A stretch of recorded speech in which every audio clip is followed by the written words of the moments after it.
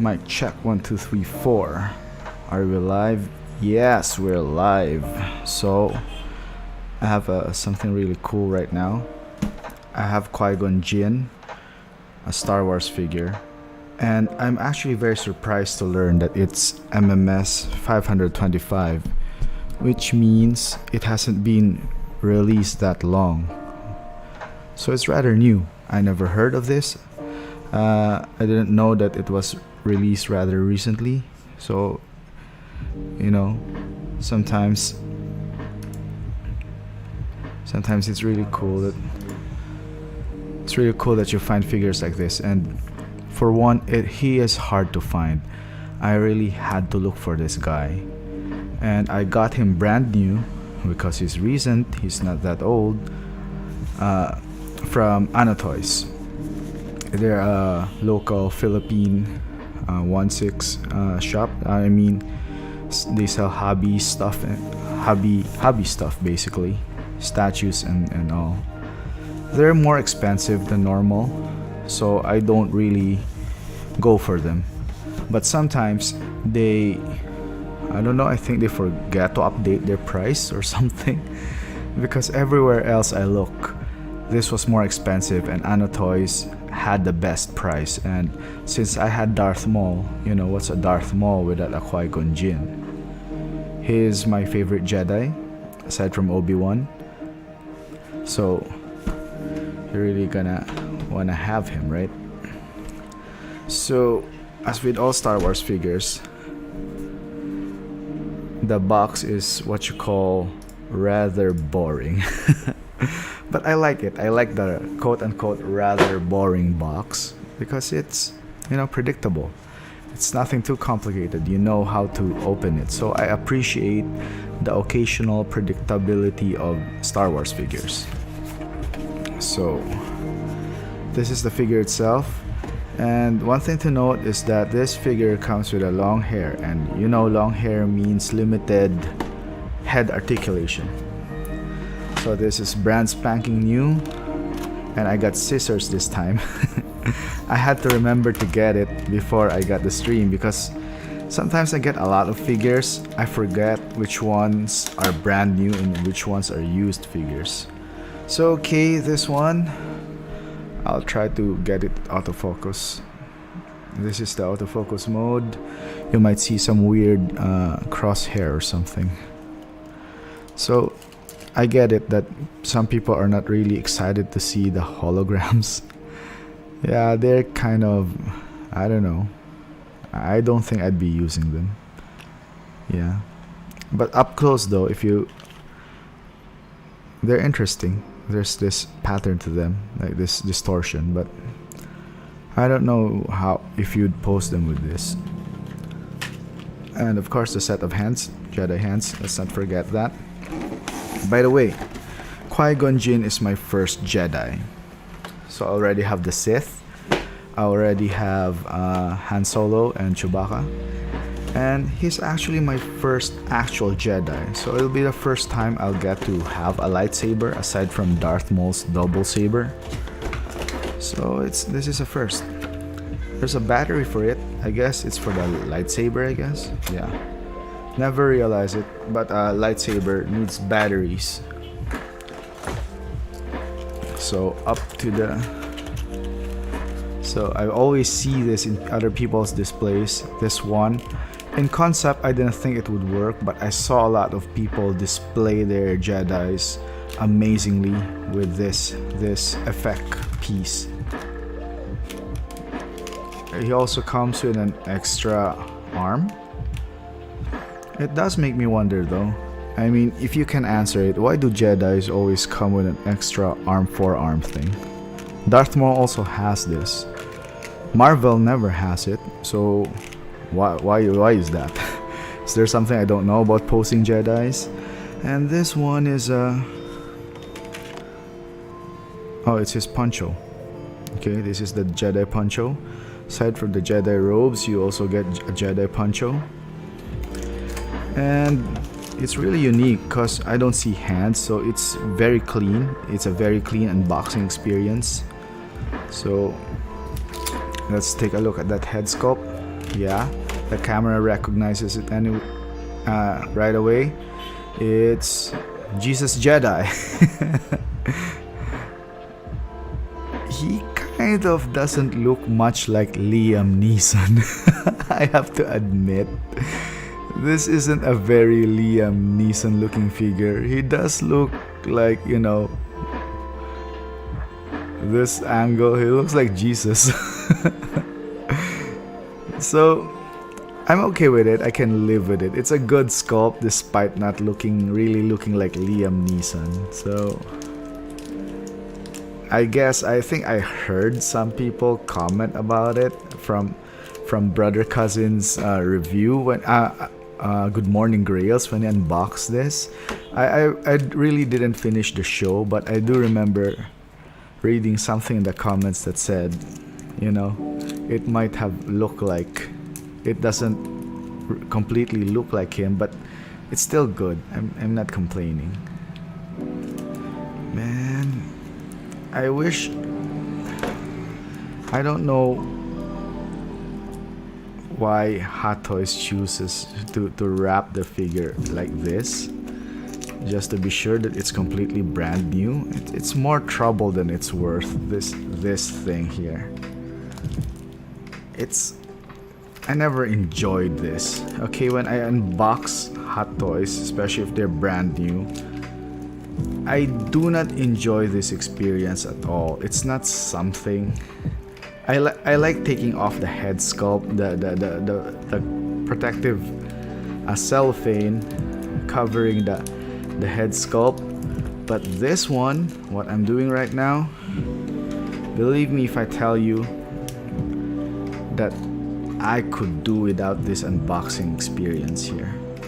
It's not a smooth unboxing experience just because of these things. I hope they would change it, or at least InArt would not do this, because truth be told, it's freaking annoying, man. And it's just gonna make me accidentally cut off a piece of my figure. Nobody uses them again when they resell the product, when they resell the figure.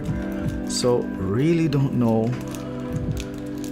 why they went this route with unboxing experience. Not fun at all. Unboxing is supposed to be fun, but this one just takes away all the momentum.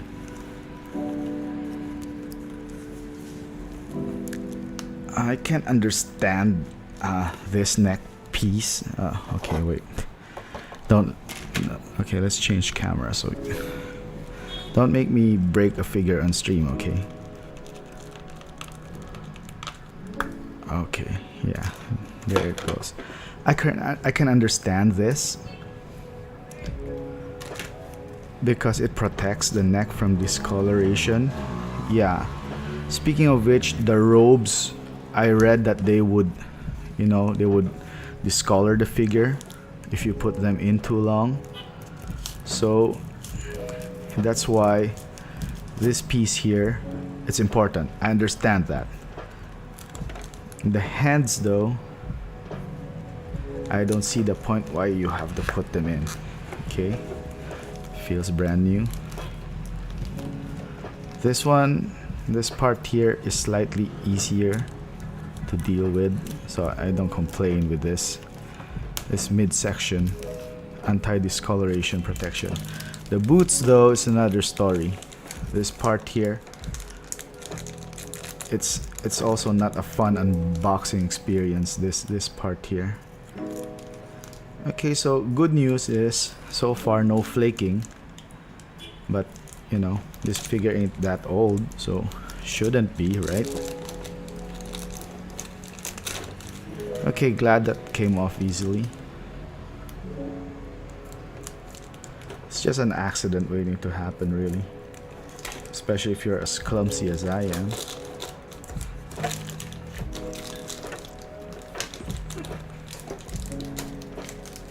Okay, protect the environment.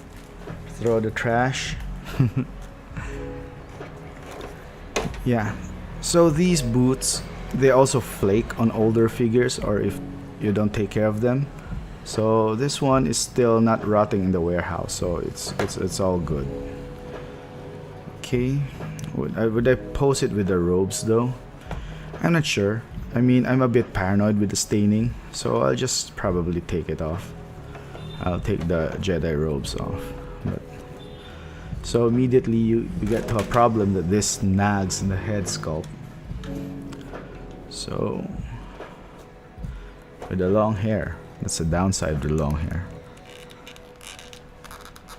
Okay, glad that it popped off smoothly. So I'm glad that they put this part here. This part here. Yeah, so it won't stain the color, I guess. So I'm glad they listen to feedback, I guess, or maybe every Jedi has it. It's just that I'm so new. I have zero clue. So yeah, traditional Jedi outfit. Cleaning it up a bit. Don't know where the dirt is coming from in the first place. Is it a flaking belt or something? Because see, the belt is also pleather. So there could be issues with that. Okay, let's put back the head sculpt so it look badass. Okay, so I might wear the poncho. Okay, does it go on easily? I figure no, because of the hair. Yeah. Yeah, I need to take off the figure to fit this poncho, so forget about it. So this is a really good figure. I wanna... Okay, there's no split boot cut design, but I wonder if we can do the Indian sit pose. I hope I won't break it or something, or rip the fabric with that pose, because I've never seen anyone do that pose, so there must be a good reason. So okay, I'm not gonna do that pose right now. It just might be too risky. It just might be too... rip off the fabric or something, because I rip off a Spider-Man doing those kinds of things. So I rip off a Spider-Man figure because of that kind of pose. So let's avoid that, okay? Let's not destroy our figures. So yeah, I don't know why they have to have this. Maybe... Yeah, I don't know the answer to the question why Star Wars figures has an extra forearm. It's a mystery to me. So other than that, I'm excited to unbox him so I can finally put in the shelf. Let's check out the base.